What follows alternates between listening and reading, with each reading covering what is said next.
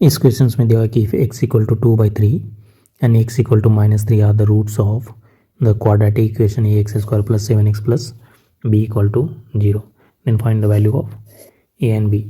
तो x equal to 2/3 एक root है ax² + 7x + b equal to 0 का।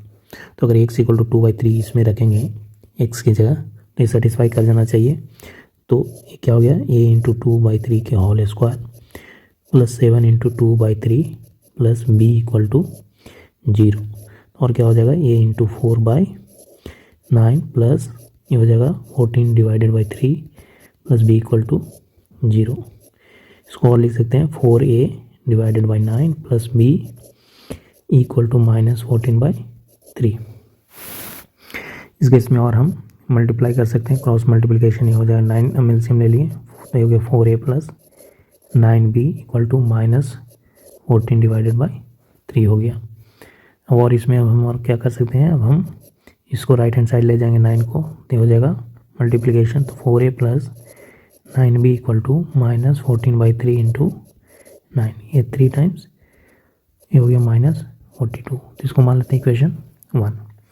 और दिया है सेकेंड केस दिया हुआ है कि x इक्वल टू 3 भी इसका रूट्स है, तो लिख सकते हैं x इक्वल टू 3 भी इसका रूट्स है और इक्वेशन है ax² + 7x + b equal to 0, यही इक्वेशन दिया हुआ है।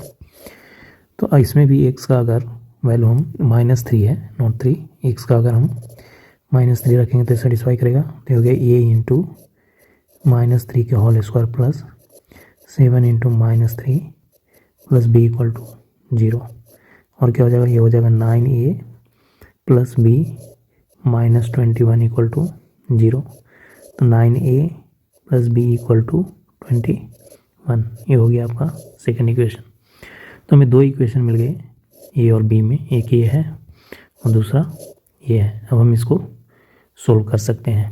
इस केस में हम फर्स्ट इक्वेशन में से माइनस इक्वेशन 2 में हम 9 से मल्टीप्लाई करेंगे और घटा देंगे। तो first equation -9 times of second equation, तो क्या हो गया, ये 4a + 9b equal to -42। Second equation में 9 से मल्टीप्लाई करेंगे तो हो गया 81a + 9b इक्वल टू 189।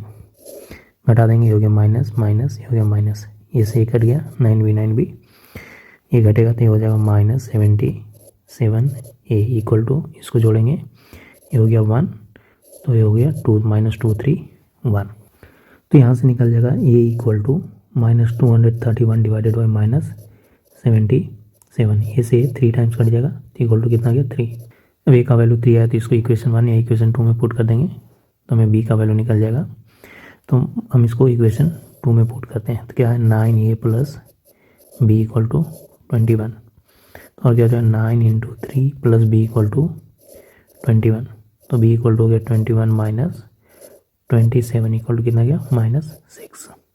तो a का वैल्यू कितना आ गया, a का वैल्यू हो गया 3, b का वैल्यू आ गया -6। तो ये हो गया आपके आंसर।